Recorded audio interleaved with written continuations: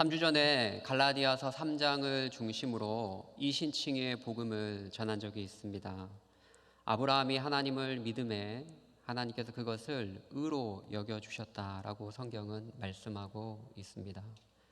약 3800년 전에 아브라함을 믿음으로 의롭다 하신 그 하나님께서 오늘날도 복음의 말씀을 믿는 자들을 의롭다 하시고 하나님의 자녀 삼아주신 줄 믿습니다. 그래서 갈라디아서 3장 7절에 보면 그런즉 믿음으로 말미암는 자들은 아브라함의 자손인 줄 알지어다. 율법이 아닙니다.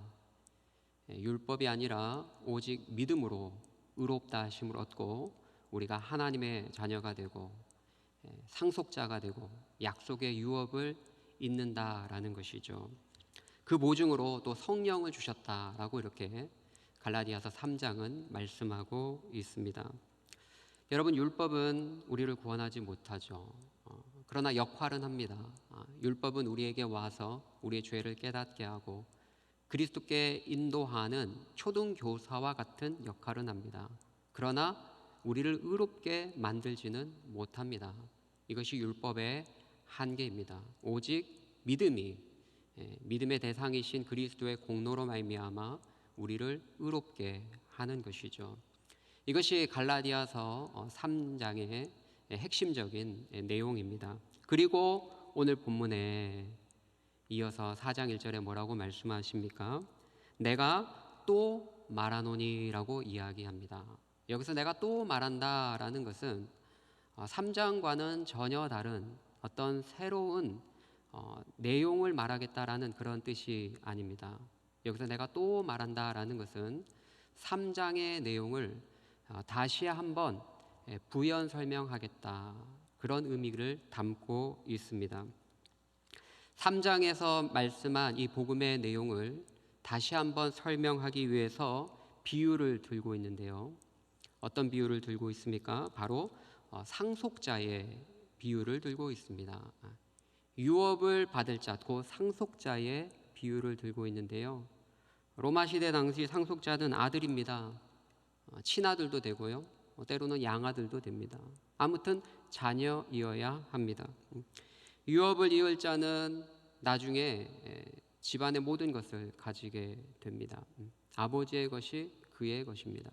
그런 의미에서 주인과 다를 바 없는 것이죠. 그러나 미성년자일 때, 나이가 어릴 때는 주인 행세를 하지 못합니다. 그래서 오늘 본문에 뭐라고 얘기합니까? 어렸을 때라는 거 이야기합니다. 여기서 어렸을 때라는 것은 미성년자, 법적으로 미성년자의 시절을 이야기합니다. 사실은 아버지의 유업을 다 물려받을 상속자이지만 어렸을 때에는 청직이나 혹은 후견인 밑에서 그들의 지배를 받으면서 그들의 도움을 받아야 되는 그런 자리에 있다라고 성경은 말씀을 하고 있습니다. 여기서 후견인이 무엇일까요? 후견인은 뒤에서 봐주는 사람이죠. 그래서 가정교사, 그렇게 이해할 수도 있습니다. 그러나 원문의 의미를 보면 관리자의 의미가 더 가깝습니다. 그럼 청지기는 무엇입니까? 청지기는 종이지만 주인께 많은 권한을 받아서 집안의 재반 사무들을 돌보고 운영하는 집사라고 볼 수 있겠죠. 이 후견인이나 청지기가 어떤 차이가 있는지 아는 것은 그다지 중요하지 않습니다. 지금 바울이 말하고자 하는 핵심은 후견인과 청지기를 명확하게 구분하는 데 있지 않습니다. 바울이 지금 4장 1절에서 말하고자 하는 핵심은 유업을 받을 상속자라 할지라도 나이가 어릴 때는 후견인이나 혹은 청지기 아래 있을 수밖에 없다라는 거예요. 그래서 종노릇할 수밖에 없다라는 것을 강조하고 있는 것이죠. 그래서 4장 1절 볼까요? 4장 1절 보면 내가 또 말하노니 유업을 이을 자가 모든 것의 주인이지만 그러나 어떻게 얘기합니까? 어렸을 때에는 종과 다름이 없다라고 이야기를 하고 있습니다. 이것은 역사적으로 그리스도께서 오시기 전에 이스라엘의 영적인 상태를 이야기하는 것일 수 있습니다. 또 개인적으로는요, 우리가 믿음을 갖기 전에 율법 아래에 있는 인간들의 상태, 우리의 처지와 상황을 이야기하고 있는 것이죠. 여러분, 율법의 본질적인 기능이 무엇입니까? 다들 아시죠? 의의 기준을 제시하는 거죠. 하나님이 우리에게 살기 원하는 그 의의 기준을 제시하는 것이 율법입니다. 그런데 율법이 있기 전에는 우리가 그 기준을 몰라요. 그래서 죄를 지어도 죄가 죄인지 모르고 마음대로 살았죠. 근데 율법이 딱 우리 앞에 오니까 이전엔 죄인지 몰랐는데, 이렇게 말하고 생각하고 행동하는 것이 죄인지 몰랐는데 율법이 딱 우리 앞에 오고 나니까 이것이 죄구나라는 것을 깨닫게 되는 것이죠.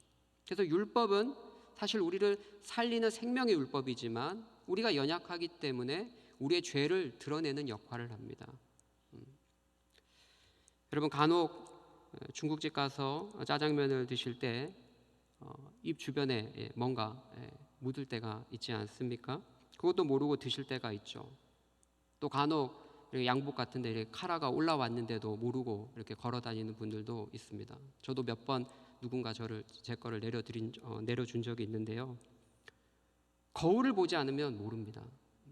누군가 알려주지 않으면 알 수 없는 것이죠. 율법이 우리 영혼의 마음의 거울과 같습니다. 그래서 죄가 죄인지 몰랐는데 하나님의 말씀, 이 율법을 묵상하고 그 근본 정신을 깨닫고 보니까 어때요? 내가 죄인이구나 라는 것을 깨닫게 되는 것이죠. 그래서 죄인임을 깨닫게 되니까 죄 사함의 필요성을 느끼고 구원자를 갈망하게 되는 것입니다. 그런 의미에서 율법은 바로 그리스도께 인도하는 몽학 선생이다, 혹은 초등교사다라고 할 수 있는 것이죠. 왜요? 그리스도를 갈망하게 하고 구원자를 바라보게 만들기 때문에 그렇죠. 그러나 여기까지만 하는 거예요. 우리를 구원하진 못해요. 우리를 의롭게 만들지는 못합니다. 그래서 율법을 통해서 이제 그리스도께 가서 우리가 구원을 받았다면 이제 율법의 지배 아래 있지 않다라는 것이죠. 우리의 삶의 기준은 제시하지만 그것이 더 이상 우리를 억압하지 못한다라는 것입니다. 그런 의미에서 갈라디아서 3장은 율법을 초등교사다라고 말씀했고요. 그리고 오늘 본문에 부연 설명을 하면서 갈라디아서 4장은 율법을 청직이다, 혹은 후견인에 비유하고 있는 것이죠. 여러분, 청지기와 후견이란 뜻이 무엇입니까? 우리가 장성하기까지는, 영적으로 성장하기까지는 율법 아래 있을 수밖에 없다는 거예요. 그러나 믿음이 오고 그리스도가 오시고 우리가 믿음을 영접한 이후에는 이제는 더 이상 그 아래 있을 필요가 없다는 것이죠. 세상의 초등 학문 아래 종로를 탈 필요가 없다는 거예요. 벗어나야 된다는 거예요. 그것을 말씀하고 있는 거예요. 그러면 여기서 세상의 초등학문이 여러분 무엇일까요? 세상의 초등학문, 헬라어로 스토이케이온이라는 뜻인데요, 크게 세 가지 의미로 볼 수 있습니다. 그 첫 번째는 사물의 근간을 이루고 있는 원소, 요소입니다. 그래서 과거에 고대 그리스 철학자들, 밀레토스 학파들은 사물의 근간을 이루는 그 원소를 물이다, 불이다, 그런 이야기를 많이 들어보셨죠. 그때 그 원소가 스토이케이온, 그런 단어입니다. 또 두 번째는 세상과 삶을 지배하는 원리, 규칙, 질서, 그런 의미가 있습니다. 그리고 세 번째는 영적인 존재들, 천사나 마귀, 이런 영적인 존재를 지칭할 때도 있습니다. 사도 바울이 어떤 의미로 이 단어를 사용했을까요? 학자들은 대부분 두 번째를 많이 지지합니다. 즉, 우리가 예수님을 믿기 전에 우리를 지배하고 우리를 다스리는 삶의 원리, 규범, 질서, 이런 것들이 있다는 거예요. 그런 것들에게 이제 예수님을 믿고 나서는 다시금 돌아가면 안 된다는 거예요. 유대인들에게는 그게 뭐예요? 바로 율법이죠, 율법. 그리고 유대교에 관심이 있어서 유대교에 입교했던 경건한 이방인들, 그들에게도 그들의 삶을 지배하는 것들은 율법입니다.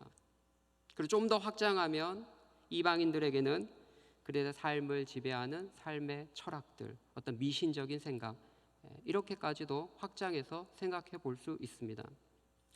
그러나 우리가 갈라디아서 본문의 전체적인 문맥에서 놓고 이해할 때 이 초등학문, 이 세상의 초등학문은 바로 율법의 조항과 규범들과 의식과 절기들에 얽매여 사는 율법주의적인 사고와 태도를 가리킨다라고 볼 수 있습니다. 이것이 갈라디아 전체를 여러 번 읽어보면 부합한 해석이라고 생각이 될 것입니다. 왜냐하면 율법적인 사고를 가진 거짓 교사들이 들어왔잖아요. 그들이 와서 갈라디아 지역의 교인들이 가진 자유를 엿보고 그 자유를 뺏으려고 했죠. 그들이 어떻게 주장합니까? 야, 사도 바울이 전한 복음은 가짜야, 반쪽짜리야. 예수님만 믿어도 되지만 예수님만 믿어서 되는 게 아니라 너희 할례 받아야 돼. 우리 유대인처럼 너희 할례 받아야 돼. 그리고 율법에 기록한 절기들 다 지켜야 돼. 안식일, 월삭, 다양한 절기들 다 지켜야 돼. 그래야지만 너희도 구원받을 수 있어. 구원의 조건으로 제시한 거예요. 지키면 더 유익해. 지켜도 되고 안 해도 돼. 그런 게 아니라 구원의 조건으로 그들은 거짓 복음을 전했다라는 것이죠. 이게 율법주의죠. 좀 확장하면 행위 구원론이죠. 안타깝게도 이 갈라디아 지역의 교인들이 그들의 거짓 속임수에 넘어갔다라는 거예요. 그래서 그들의 말을 듣고 이래 갖고는 구원 못 받겠구나, 할례 받아야겠구나. 할례 사실 받아도 되고 안 받아도 되는 것인데, 근데 구원의 조건으로 받기 시작한 거예요. 그럼 날이나 달이나 월삭, 안식일 이런 것들 다 율법에 요구하는 절기들을 지키기 시작한 것이죠. 그래서 바울이 4장 9절 이하에 뭐라고 얘기합니까? 어찌하여 다시 약하고 천박한 초등학문으로 돌아가서 다시 그들에게 종노릇 하느냐? 안타까운 마음으로 이야기하고 있습니다. 너희가 날과 달과 절기와 해를 삼가 지키는 것을 보니 내가 너희를 위해서 수고한 것이 헛될까 두렵다. 내가 너희를 위해서 애쓰고 수고해서 복음을 전했는데 그 복음이 헛될까 두렵다. 어떻게 너희가 그들에게 속아서 날과 달과 절기, 해 이런 것들을 삼가 지키면서 구원을 받으려고 하느냐? 안타까워하고 있습니다. 이런 문맥들을 고려할 때 사도 바울이 경계한 이 초등학문은 바로 율법의 조항과 그리고 의식, 절기들 그런 것에 얽매여 사는 율법주의적인 사고와 태도라고 볼 수 있습니다. 좀 확장해서 적용하면 바로 행위구원론적 사고다라고 볼 수 있겠죠.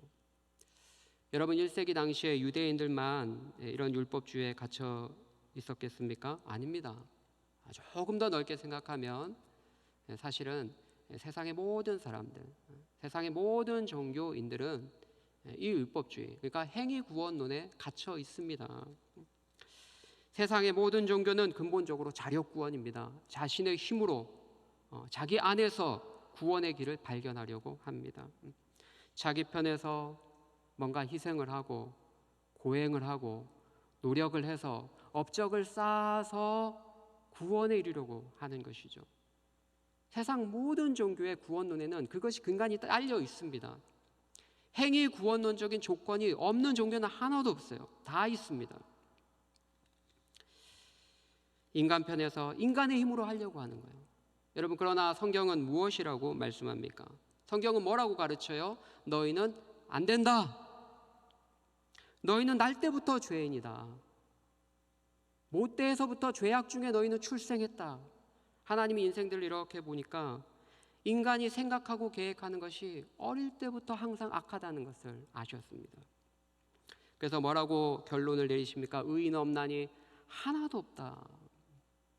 인간들끼리야 서로 조금 돕고 선을 행하고 나름 착하게 보이지만 그러나 하나님이 보실 때 그 마음의 중심이 천지를 창조하신 하나님이 없다라는 거예요. 하나님이 없다는 거예요. 그래서 하나님의 기준에서 볼 때 의인이 한 사람도 없다는 거예요. 의인은 없나니 하나도 없다. 다 치우쳐 무익하게 행하고 선을 행하는 자 없나니 하나도 없도다. 이것이 우리 인류를 향한 하나님의 객관적인 평가입니다. 여러분, 심지어 다윗을 한번 생각해 보십시오. 다윗은 하나님 마음에 합한 자입니다. 여러분, 하나님을 사랑한 사람이에요. 그러나 그에게 권력과 권세와 힘이 주어지니까 어떠합니까? 자신의 정욕을 주체하지 못하고 남의 아내를 빼앗죠. 그 충성스러운 부하 우리아도 죽이잖아요. 여러분, 행위로 다윗이 구원을 받을 수 있습니까? 정말 의인입니까? 여러분이 객관적으로 한번 평가해 보세요. 여러분, 지옥에 가야 될 사람이 아닐까요? 여러분, 의인은 없습니다. 단 한 사람도 없습니다. 단지 은혜를 입은 자만 있을 뿐입니다. 아니, 목사님, 성경에 보니까 노아는 당대 의인이었다라는 기록이 있던데요. 여러분, 그 전에 노아는 은혜를 입었더라 라는 말씀이 더 먼저 있습니다. 이 세상에 의인은 단 한 사람도 없어요. 하나님 보실 때 자격 미달입니다. 하나님의 의의 기준을 충족시키지 못해요. 단지 은혜를 입은 자들이 있는 것이죠.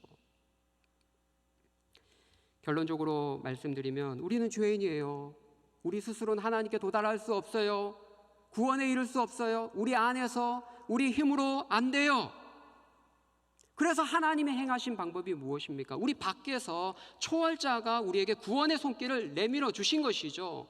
바로 오늘 본문에 때가 참에 하나님의 아들을 보내신 것입니다. 이게 복음이에요, 복음.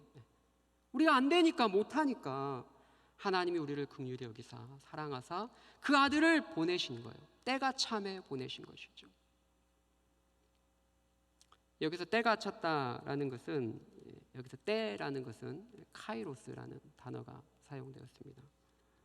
때의 충만함이 왔다라는 거예요. 직역하면 여러분도 아시다시피 헬라어로 카이로스와 크로노스가 있죠.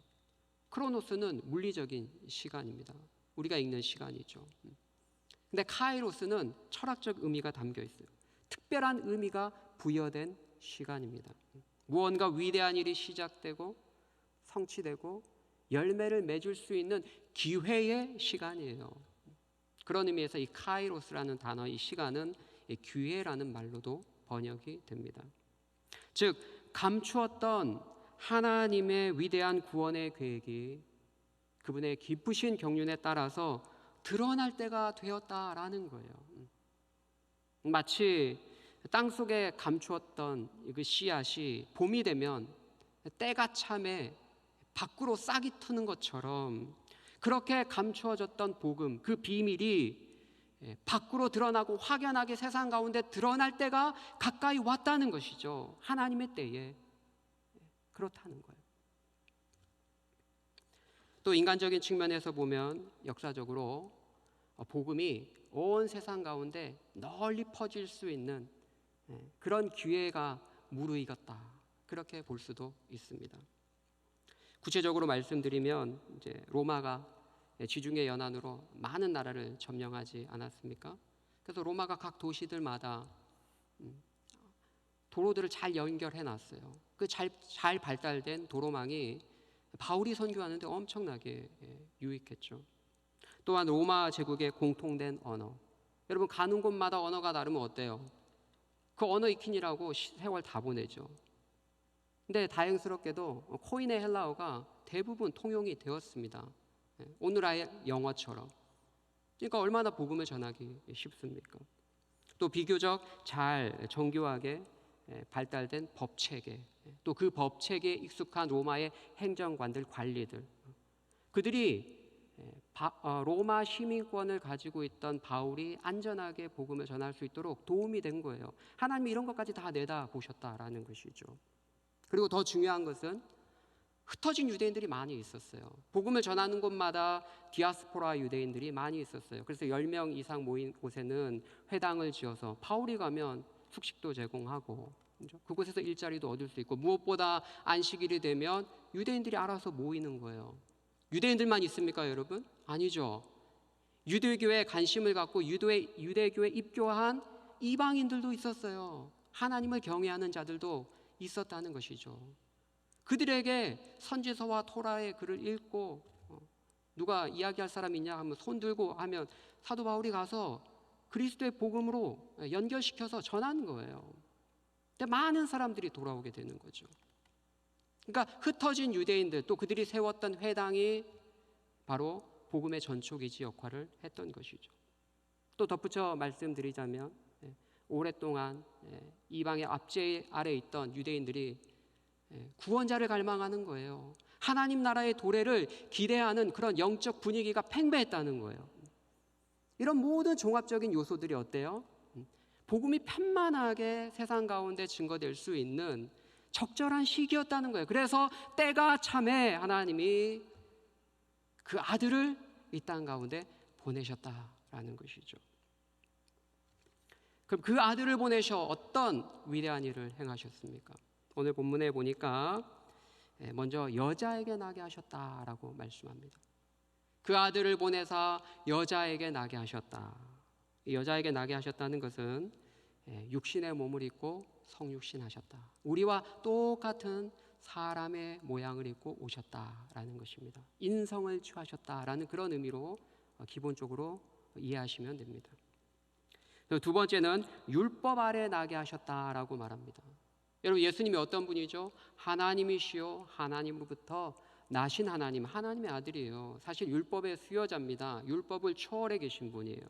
근데 그분이 율법 아래서 율법의 권위 아래 나셨다는 거예요. 율법을 지켜 행할 수밖에 없는 위치에 계셨다는 것이죠.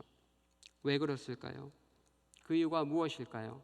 왜 여자에게 나셔서 우리와 똑같은 인성을 취하시고 그리고 율법 아래서 율법을 지켜 행할 수밖에 없는 그 위치에 놓이셨을까요? 그 이유가 무엇일까요? 신학적으로 많은 것들을 얘기할 수 있습니다. 근데 오늘 본문은 두 가지를 얘기하죠. 그 첫 번째는 무엇입니까? 우리를 속량하기 위해서다라고 말씀합니다. 속량이 무엇입니까, 여러분? 값을 치르고 노예된 상태에서 해방시켜 주는 것이죠. 해방의 의미뿐만 아니라 더 중요한 것은 값을 치르는 거예요. 우리에게 자유를 주시기 위해서 그분께서 보배로운 피를 흘려주셨다는 것이죠. 왜 우리와 똑같은 인성을 지니셨습니까, 여러분? 왜 사람의 몸을 입고 오는 것이 필요했습니까? 우리를 위해서 죽으시기 위해서예요. 사람이 아니면 죽을 수 없잖아요. 영으로 오시면 죽을 수가 없잖아요. 우리를 위해서 십자가에 죽기 위해서 사람의 몸을 입고 이 땅에 오셨다는 것이죠. 그래서 낮고 천한 베들레헴에서 태어나셨지만 궁극적으로 예수님은 갈보리 십자가 언덕을 위해서 오신 것입니다. 그래서 마가복음에 뭐라고 얘기합니까? 인자에 온 것은 섬김을 받으려 함이 아니요 도리어 섬기려 하고 자기 목숨을 많은 사람의 대속물로 주려 하심이라. 우리를 구원하기 위해서 대속 제물로 우리를 속량하기 위해서 오셨다라는 것이죠. 그 보혈의 은혜를 기억하시길 바랍니다. 주님께 감사합시다. 주님의 이름을 찬양하고 높입시다. 두 번째는요, 예수님이 육신을 입고 율법 아래 나신 것은 두 번째 이유는 바로 우리로 아들의 명분을 얻게 하기 위함입니다. 즉 우리를 하나님의 자녀 삼아 주시기 위함이다라는 것이죠. 여러분, 복음은요 속량 곧 죄 사함을 주잖아요. 그런데 거기서만 그치는 게 아니에요, 여러분. 죄 사함만 주고 끝나는 게 아니에요. 우리의 더러운 누더기 같은 이 죄의 옷, 그것만 벗기고 발가벗긴 상태로 그대로 놔두는 게 아니에요. 중립적인 상태로 놔두는 것이 아닙니다. 이 죄의 누더기 옷을 벗기고 그리스도의 은혜로 의의 옷을 입혀주시는 거예요. 그 의의 옷이 무엇입니까? 바로 예수님이 죽기까지 온전히 순종하심으로써 얻으신 그 의를 우리에게 입혀주시는 것이죠. 우리는 그리스도의 십자가를 생각할 때 죄사함만 생각합니다. 예수님이 우리 죄를 위해서 십자가에 죽으셔서 내 죄를 다 해결해 주셨구나. 맞아요. 그러나 사실 이건 소극적인 의미고요. 더 적극적인 의미는 하나님이 예수님에게 요구하시는 그 계명의 최종 완성입니다. 순종의 클라이막스가 바로 십자가의 죽으심이에요. 그래서 빌립보서는 죽기까지 순종하셨다. 이 땅에 오셔서 마음이로나 행동으로나 단 한 가지도 어김없이 다 하나님 뜻대로 행하셨고, 심지어 마지막에 십자가에 죽기까지 순종하심으로 구원자로서의 자격을, 합당한 자격을 얻으셨다는 것. 하나님이 주시는 의를 얻으셨다는 그 구속사적 의를 우리에게 주심으로 우리가 아들의 명분을 얻게 되는 것입니다. 조금 다르게 생각해 볼까요? 여러분, 제일 아담은 인류의 대표자로 왔죠. 최초. 그런데 언약을 깨뜨렸어요. 실패했어요. 그렇기 때문에 그 밑에 태어나는 우리 모두는 그의 형벌과 저주를 그대로 물려받는 것이죠. 네, 하나님께서는 제2 아담, 새로운 인류를 만들기 위해서 새로운 대표로 사람의 몸을 입고 예수님을 보내신 거예요. 예수님이 사람의 몸을 입어야 되는 이유 중에 하나는 또 그겁니다. 여러분, 한국 국가대표가 한국 국적을 갖고 있어야 되죠. 마찬가지예요. 예수님이 제2의 아담으로 우리를 대표하기 위해서는 반드시 사람이 되어야 돼요. 그래서 사람의 몸을 입고 오신 거예요. 그래서 제2 아담으로 오셔서 죽기까지 순종하심으로 구원자의 자격을 얻으신 것이죠. 아담은 실패했지만 제2 아담으로 오신 예수님은 성공하셨어요. 그래서 새 인류의 머리가 되셨습니다. 곧 교회의 머리가 되셨어요. 그래서 예수님이 만드신 그 새로운 가문에 믿음으로 입적하면 어때요? 예수님과 연합해서 의로움을 부여받고 하나님의 자녀가 되는 줄 믿습니다. 그런 의미에서 우리가 아들의 명분을 얻었다라고 볼 수 있습니다. 이 얼마나 놀라운 특권입니까? 그래서 우리가 아들이기 때문에 이제는 유업을 상속받을 자입니다. 그것을 확실하게 알려주시기 위해서 하나님이 우리 가운데 성령을 보내주시고, 성령으로 말미암아 우리가 그 위대하신 하나님을, 유대인들이 감히 부르지 못했던 그 위대하신 하나님을 뭐라고 부릅니까? 아빠, 아버지라고 부르면서 주님께 나아갈 수 있는 특권을 얻게 된 것입니다. 사랑하는 충현의 성도 여러분, 코로나 시기에 혹시 칠흑 같은 어둠의 시간을 보내고 계십니까? 하나님께 부르짖으세요.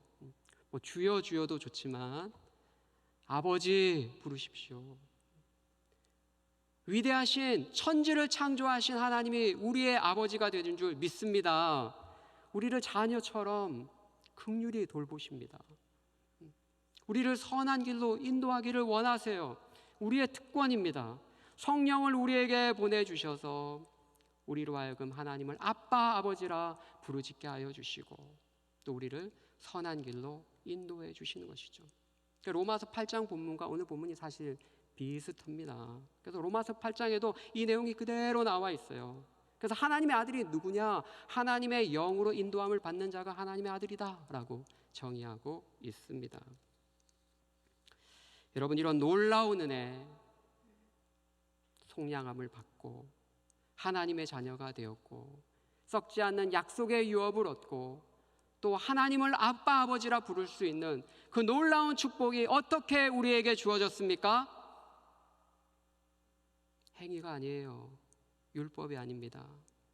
오직 은혜로, 오직 믿음으로, 오직 그리스도의 보혈의 공로로 이루어진 줄 믿습니다. 그래서 십자가가 중요해요. 바울이 뭐라고 얘기합니까? 내게는 우리 주 예수 그리스도의 십자가 외에는 결코 자랑할 것이 없나니. 여러분의 고백이 되시길 주님의 이름으로 축복합니다. 요한복음 1장 12절, 영접하는 자 곧 그 이름을 믿는 자들에게는 하나님의 자녀가 되는 권세를 주셨으니, 이 약속의 복음의 말씀을 믿으시기를 축복합니다. 때가 참에 하나님이 우리 같은 죄인을 위해서 아들을 보내사 행하신 위대한 복음, 이 놀라운 일, 이 은혜의 복음을 믿음으로 받으시기를 주님의 이름으로 축복합니다. 사랑과 은혜가 풍성하신 하나님 아버지, 때가 참에 아들을 보내주시고 우리를 속량해 주시고 하나님의 자녀 삼아 주셔서 감사합니다. 우리가 더 이상 율법 아래, 법 아래 있지 아니하고 은혜 아래 있는 줄 믿습니다. 영을 따라 높으신 하나님 그 아버지로 섬기며 주님을 사랑하며 기쁨으로 신앙생활하는 우리 모두가 될 수 있도록 은총 베풀어 주옵소서. 감사하며 예수님의 이름으로 기도하옵나이다. 아멘.